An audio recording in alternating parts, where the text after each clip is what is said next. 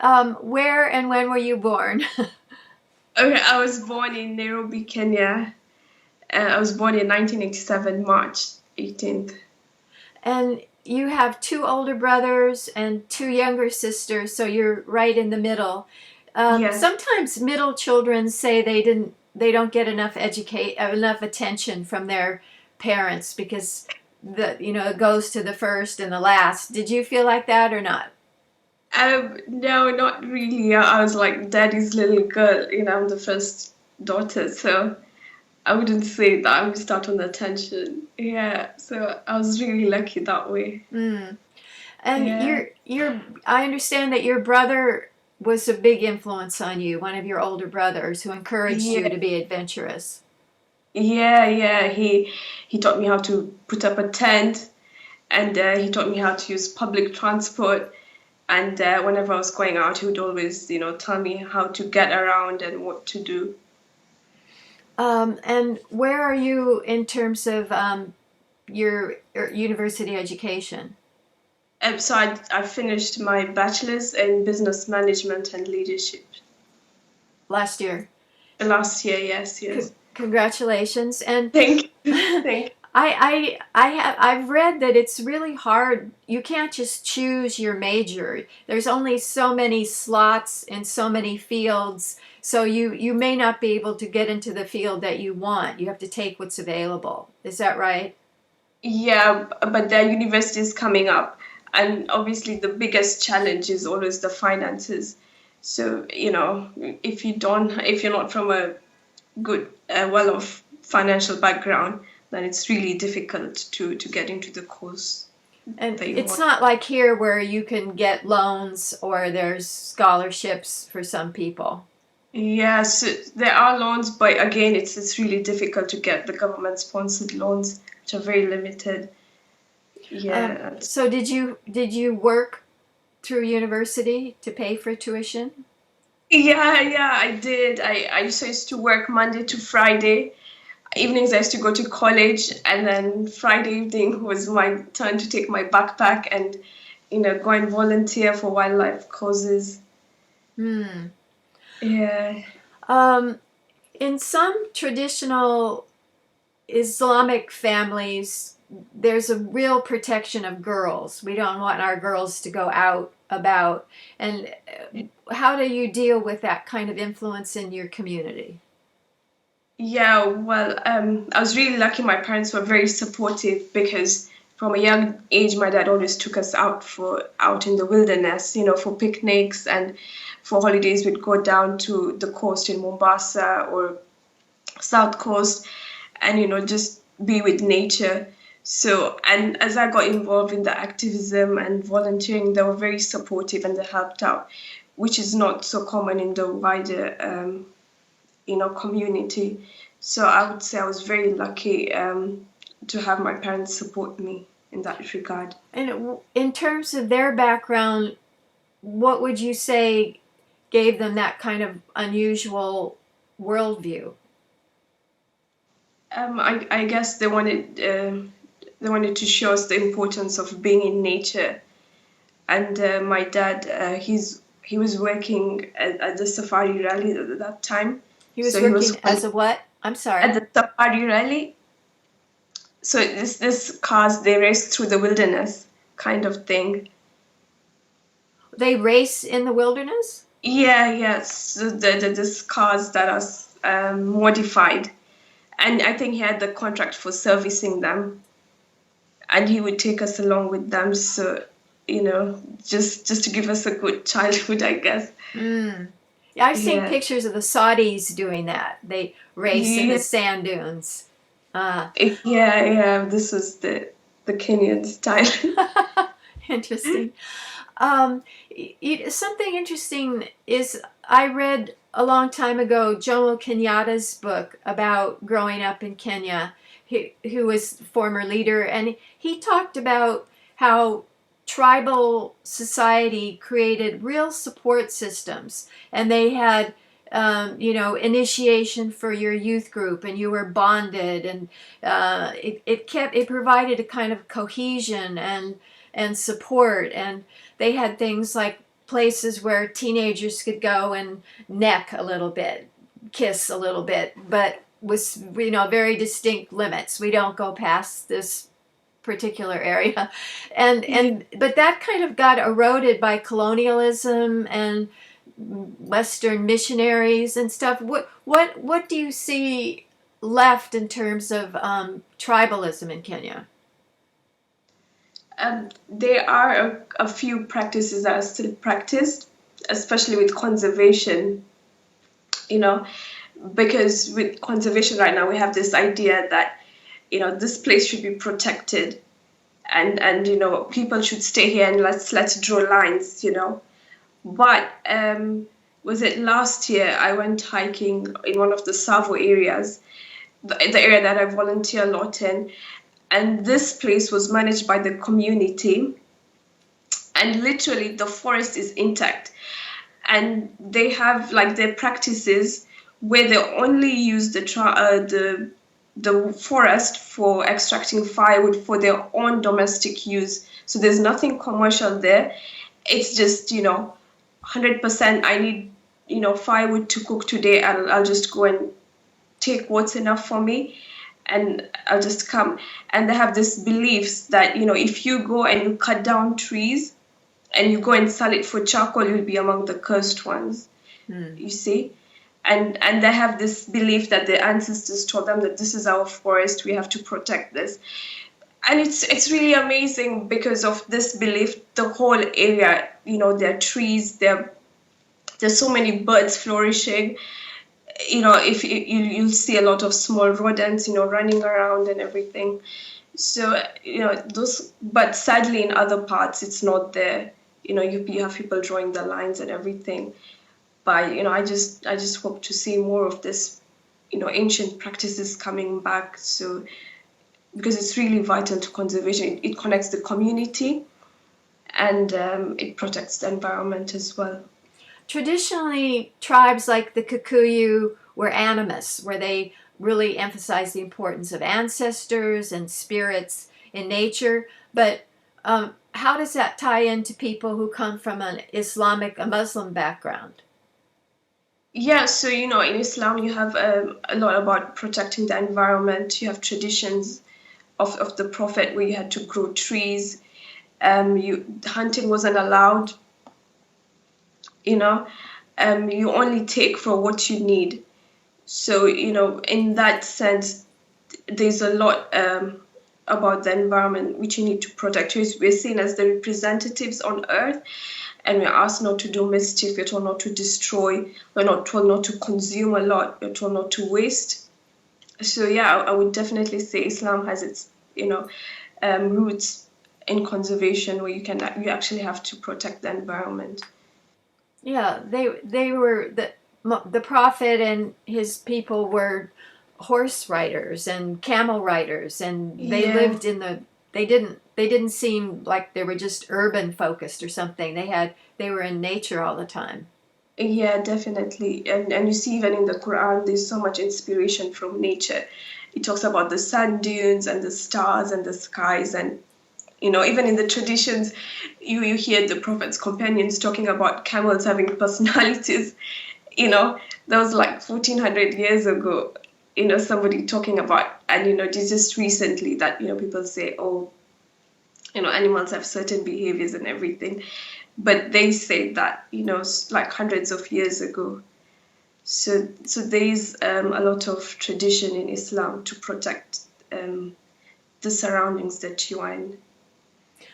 To finish with your education, you're interested in getting a master's degree in what field? In aquatic and environmental studies. And is that offered in where you live? No, but so I have to apply for an university abroad. I'm hoping to get a scholarship based on the work that I've done. So I'm looking forward to that.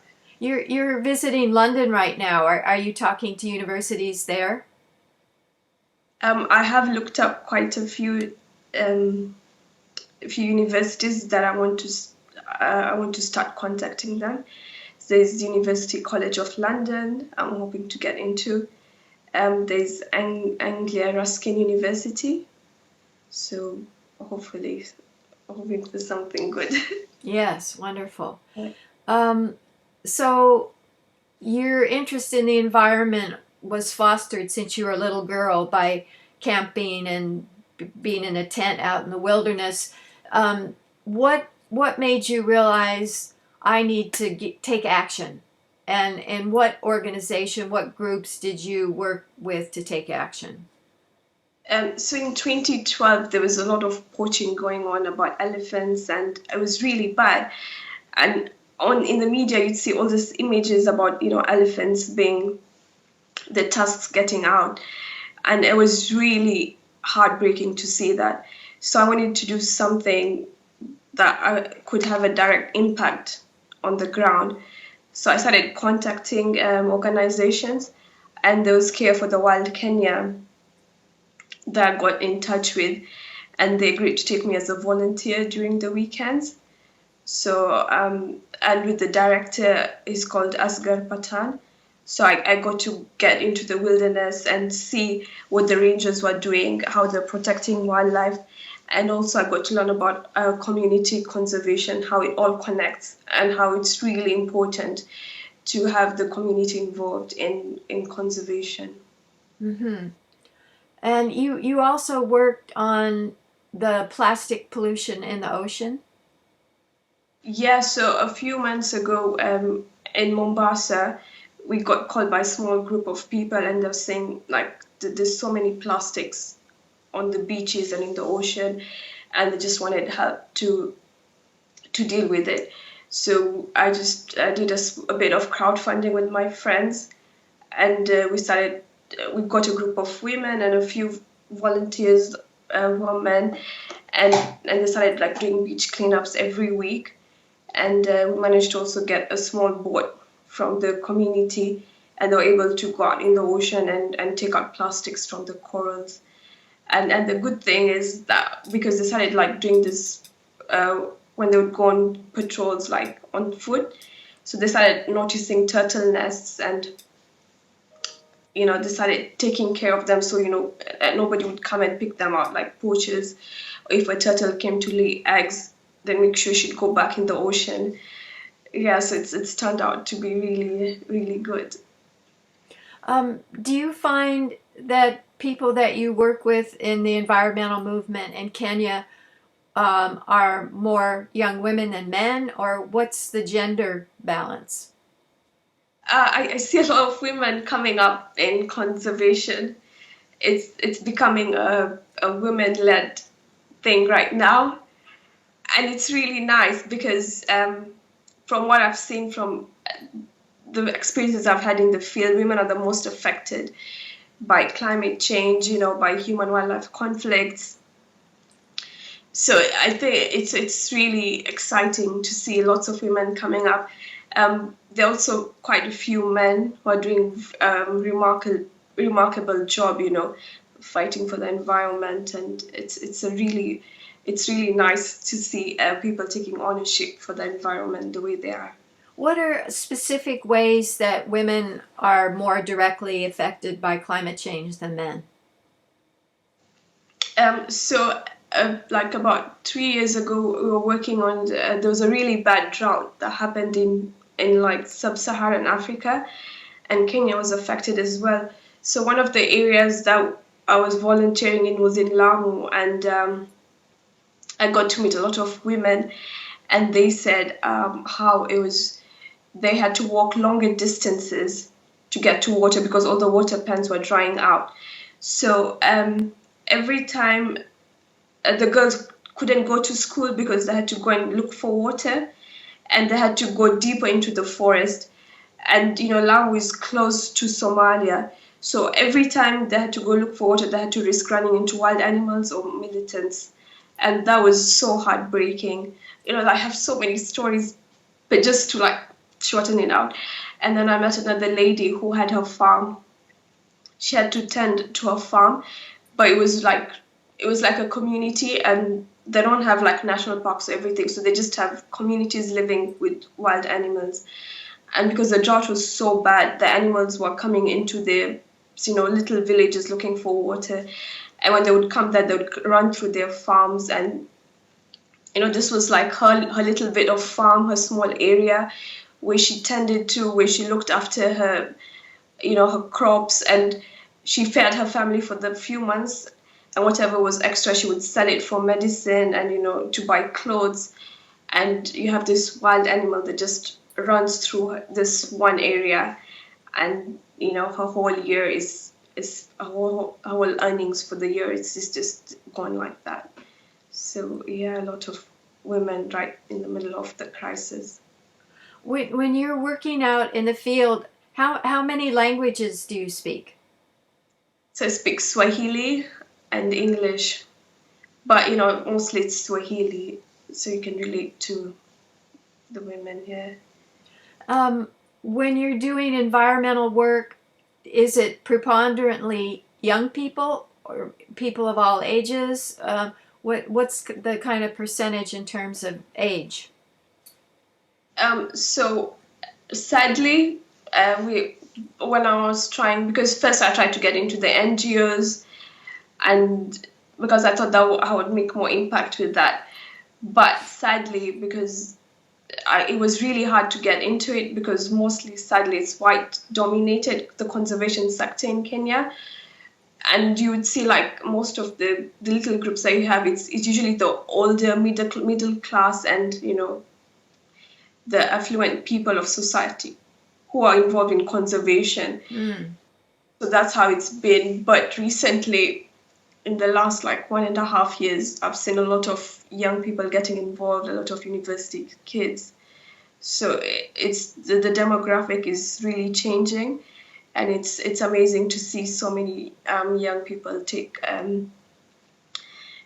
this responsibility for the environment.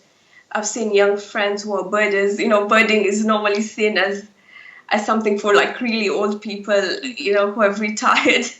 But it's nice. I have a friend that I've worked with. He's called Sydney Shema, and he won a grant from Nat Geo, and he's doing his birding, and it's really exciting to see people like this progress in the conservation field. Mm-hmm.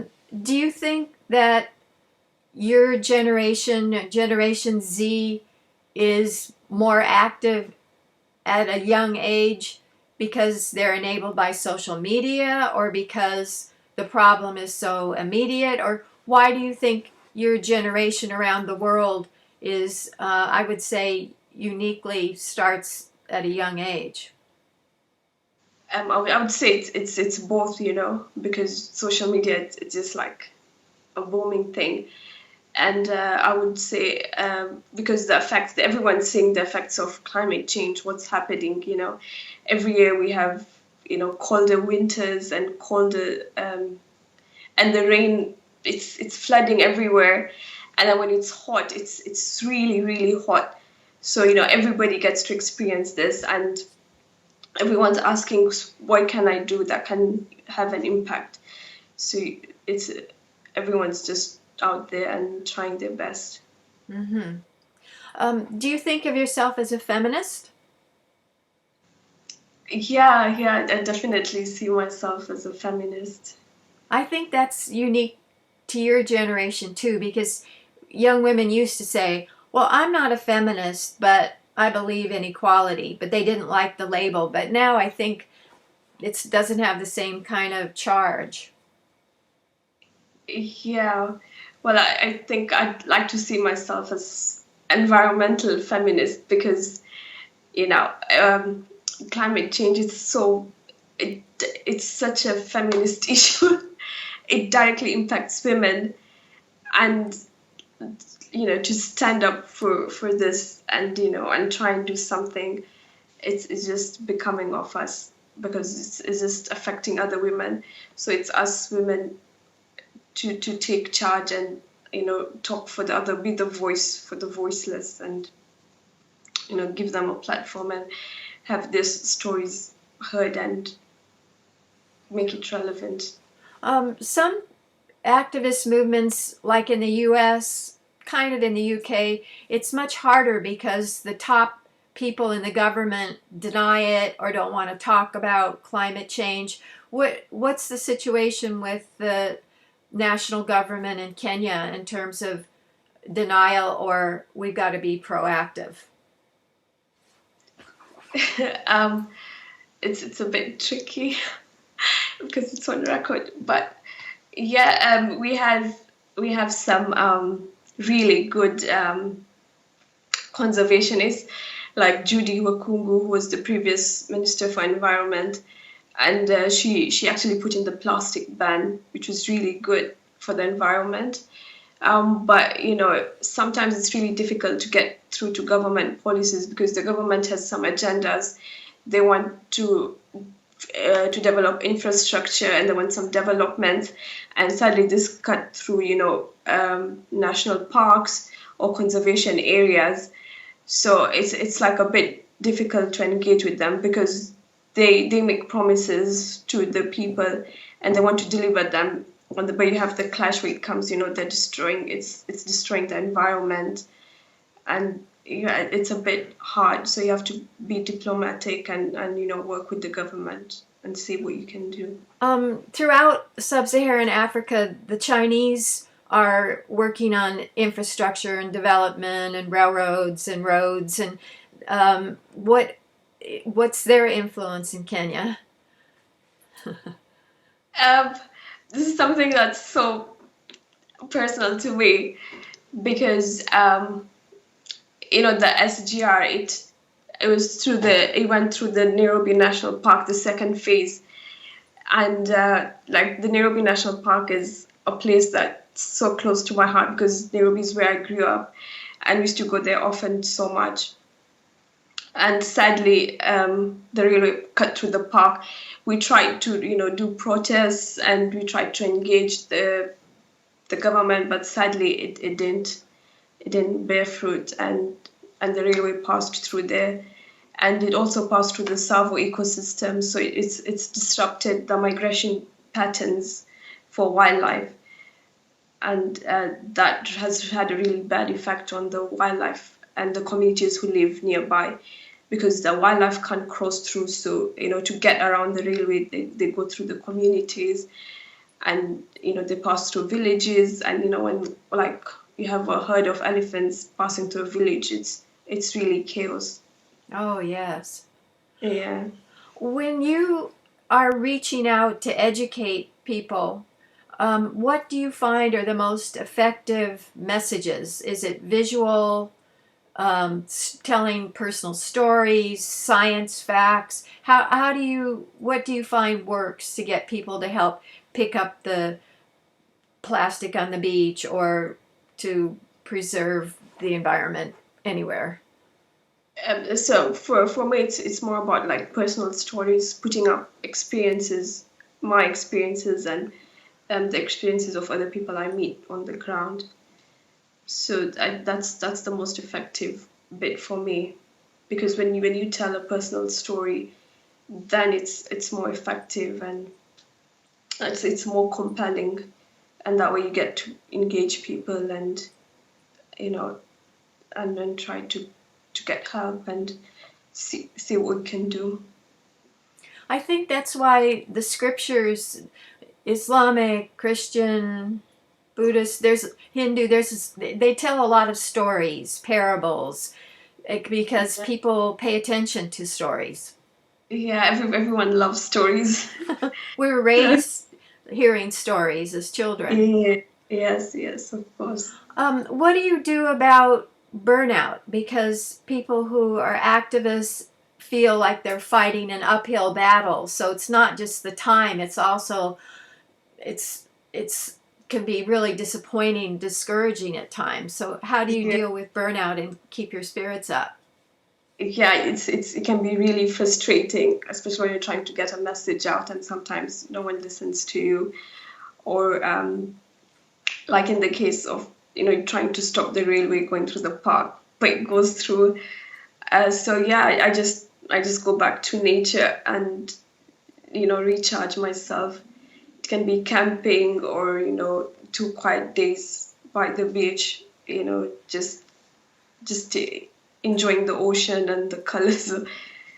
And yeah, that's for me, just going out in nature, or just going in a forest, taking a walk. And yeah, so for me it's always nature, going back to nature. Yeah. In contemporary activism, there's a theme of flat organizing. We don't like hierarchies. We're suspicious of bosses and military kind of hierarchies. But it seems to me you need some kind of structure to get things done. So in the groups that you work with, how do you preserve involving everyone's to have equal power, but make sure tasks get done? Um, so for me, it's just I just have my friend. Mostly it's Tiju. So we're normally the two of us, and then we try and coordinate all the other people, and try and work with them. So I think it's just equal power. There's no such thing as I'm the boss, or it's just like dividing tasks and getting it done. I think that's what we count on. And we see everyone else that we work with, volunteers or any community members, we just see them as equals, stakeholders, and we work with them equally. We don't have something like that's the boss and I'm the manager, so you have to listen to me. Or no, it's just a very lean, flexible structure, just lots of communication and lots to and fro. Did So you learn anything in your university business management courses that you could apply? I'm sure you did to activism. Yeah, so we did leadership, and I was very lucky. We had a great lecturer who would take us through the leadership, how to be an effective leader, and he taught us some very powerful African leaders like Wangari Maathai, and yeah, and it was really nice to go through that. So you just take it in me and try and apply those skills in the field. And what have you applied in terms of being an effective leader? Excuse me. I think just like taking charge of the situation, like the drought in Lamu. It was like in a really remote area, so it's not even in the island. She was on the mainland, and we just started getting videos of these hippos that were in a muddied pool. They had no water, and all the water plants were drying out, and nobody wanted to take on that. We tried contacting all the big NGOs, all the big names that you know of, but nobody wanted to do that. So I just called my friend Tiju, and I just told her, hey, we have to save those animals, and I hear people are really, having it rough, the communities who live over there. So I think that was the one thing that I would say that made me take charge in terms of leadership, and just do it. So the tactics that you used were to put pictures of the drought on social media, or what kind of action did you want taken? Yeah, so because it was just basically the two of us were working, and obviously we needed money to help the hippos, to get them food and water, and to liaise with the community, so and everything. And so we started putting the pictures on social media. I'm not like really famous conservationist or anything. I don't have that much power. So it was just social media, and calling all our friends and telling them, hey, can you donate your lunch money? Don't eat today. Let's save the hippos. Let's save the wildlife. Let's help the community who's over here. So it was just, I would say, like, we relied so strongly on social media and that, because we tried to even contact the media, but nobody wanted to cover our story. It was really heartbreaking. Just one or two papers did, like really small media outlets, and they didn't give us much coverage. So it was hard, but I'm so happy with social media and with our friends, and we were able to pull it out. And what action did you achieve? I'm not clear on how you helped with the water source. Yeah, so we had to take water bowsers to the areas that were affected. So we started putting in water to the inside the water holes so the hippos wouldn't die out. So as soon as we started putting water in, the animals stopped going into people's villages. So they would just go to the water over there as well. And how did you transport all that water? That's a lot of transport. Water's heavy. Yeah. So we got this. We had to hire water bowsers, the tanks, the like lorries which have water in them, to go and do it. Yeah, it was a really ginormous task, but we managed to do that. And eventually, after a few days, we managed to put in boreholes over there.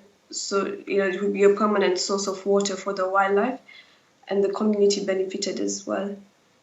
And it just, all the conflicts went down, and, people were really appreciative. The community was very happy. And it reached a point where because at the beginning, they didn't like the wildlife because, all the animals were coming into their farms and everything. But after that, they really started appreciating the wildlife, and they started protecting them, so if any poachers came in, they would chase them away. And they were telling us, now we have so much wildlife, we should get tourists to come and see them so they can pay us, and, we can benefit from them. Yeah, so it was really, the whole situation just changed from a negative to plus, plus, plus.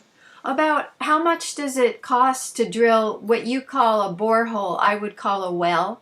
About how much does it cost to bore one to get to water?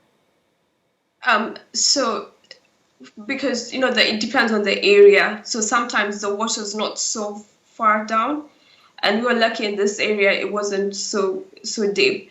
So it was about $2,500 to drill out the borehole, which we again funded from our friends, and then managed to do it.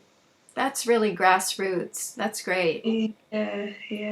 So it was like a very small, a small solution to a very big problem. What groups do you stay in touch with internationally? Youth-led climate groups that you respect? So there's a small group that I do. It's called African Activists, which is led by Kausar from Togo. Oh, what is it called again? African Climate Activists. Mm-hmm. Yeah, I just recently started getting involved with them. And what tactics do they use?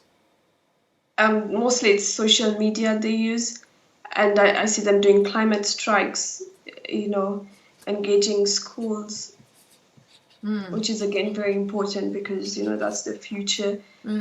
I see a lot of them trying to engage the policymakers at the conference level. So I see them going for conferences. And any other groups that you look to? Internationally, no, not at the moment. But I am trying to make connections with them. So. Where do you see yourself 5 years from now? What will you be doing? I see myself heading an NGO for environmentalism. I see myself leading a women empowering organization where women work from and they benefit from the products of conservation.